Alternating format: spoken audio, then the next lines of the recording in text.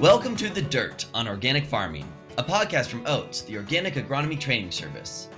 This season, we are answering all those burning questions we know you have about crop insurance for organic farmers. Yes, we know it's a podcast about crop insurance, but we're going to keep these episodes short, lively, and accessible. Heck, you might even enjoy listening. I'm Nate Powell-Palm. And I'm Mallory Krieger. And we're the hosts of The Dirt on Organic Farming. In this episode, what is the dreaded T yield?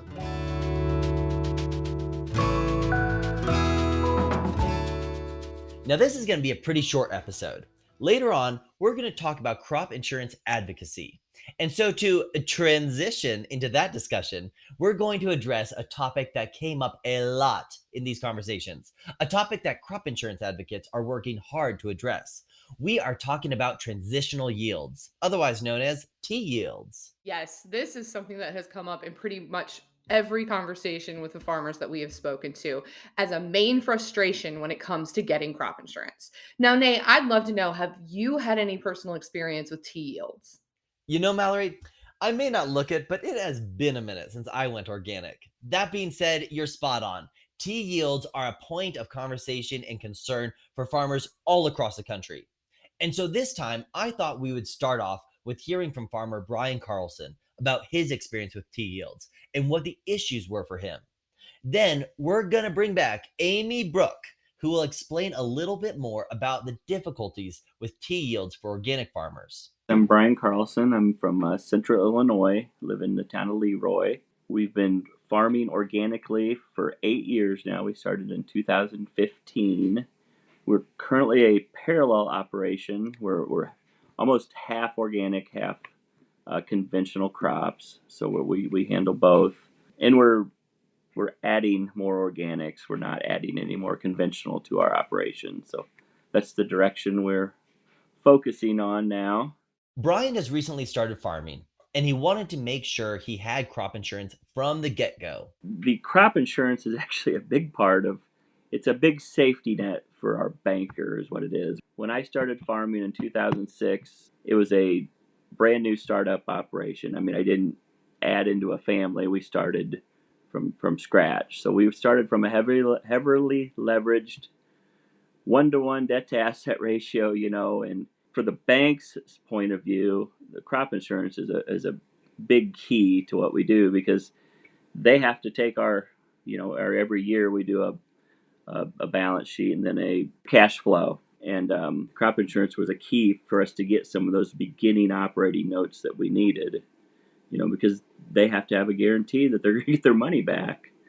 So it has been a big part of our operation through the years. That's something that also came up in the last episode with Brent. While crop insurance helps farmers protect themselves from severe losses, it can also be essential for getting loans and being seen as trustworthy to banks. You betcha. And so Brian was really adamant about getting crop insurance right off the bat. But then he was confronted with T yields. There's one complaint that I have is the transition year. The transition year is such a small window. It's basically 2 crops. And they make you go from, on our conventional side, what was a pretty good average yield. And when you go to transition, you're bumped right down to a T yield, which is, it might be 20 bushels off. So you already know you're not going to make as much as your transition, during your transition years. But then they take away quite a bit of your insurance guarantee because you have to go to such a low yield. Well, if they give you a T yield where you're only in transition for 2 years, you're never going to increase that yield. So I wish there was a way that they could take your normal operating yields and, maybe you insure it at a less percentage. I know there's going to be a less of a crop, but our yields don't drop all the way back to what a T yield would be. We almost would never collect on a transition year. We covered this much more extensively in season 1 of the podcast, but the transition period is already so tough for farmers.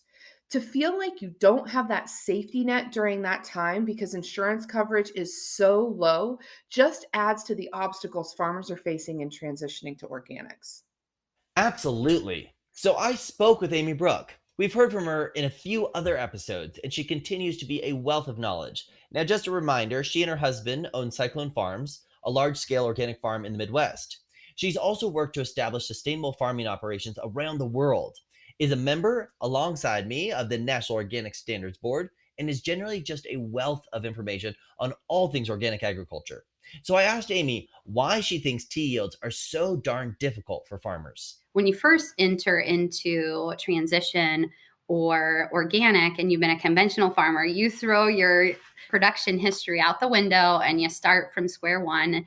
And, I sympathize with how tea yields for transition are actually calculated.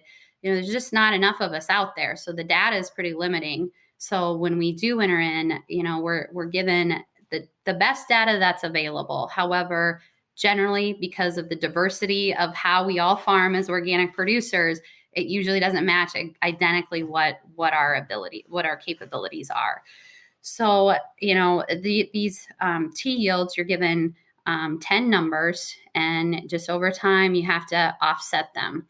If you have a new farm that you get in the area, let's say 2 years later, and you want to transition that to organic, you're actually given, if you have a little bit of history, that history then goes to your new farm and you can have a stepped up approach. So they are that's a new change, I believe, a relatively new change over the last few years. So at least you don't have to start the clock at zero for every new field that you bring on into transition or organic.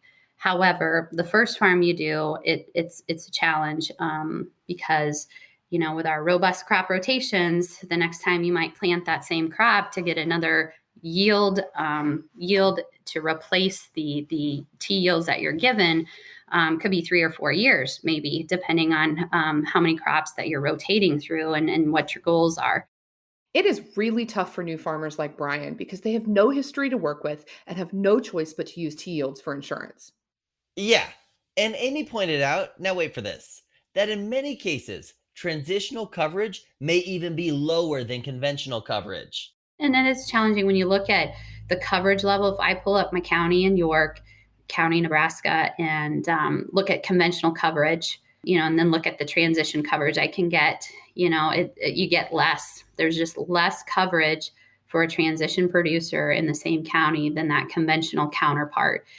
And there could be a contract price addendum, but we all know it's very challenging to find meaningful transition contracts that are going to make up that gap difference. So right now, it's about a $300 difference for a coverage for a conventional producer over a transition producer in corn.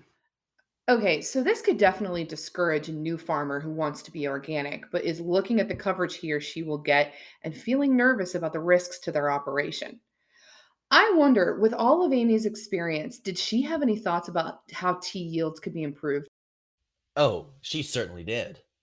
I've thought, how can we do this differently? How can we do this better? An idea that maybe I've thought of is, could we take at least the tea yields that were given during transition, instead of resetting the clock when we're organic, at least build upon those? Maybe we don't always have the best moments for our production capacity during transition because there's a lot to learn while we're organic producers. However, in my case, still some of the learning lessons, I still out yielded those tea yields that I was given. So even the learning lessons still brought me at a little bit of a higher average than kind of the initial set I was given. So it does take time. There's some strategies to be able to build these faster if you want to simultaneously crop on one field. If you have a quarter section, 160 acres, and you want to divert a certain percentage to one crop and a certain percentage of another, you can accelerate the process of building your tea yield. And that's fine and dandy if you have the bandwidth to be able to do that. But sometimes I've tried that. It's usually challenging. The crops require different timings for your weed management programs. So you just can't take the eye off the ball, and it just makes the organic system a little bit more complex. But it's definitely a doable process if you want to try to accelerate, replacement of the tea yields to your actual production history. So now we have our background on tea yields. And next episode, we're going to explore how farmers and organizations are advocating for changes to tea yields as well as other aspects of crop insurance to make it more accessible and useful to organic farmers.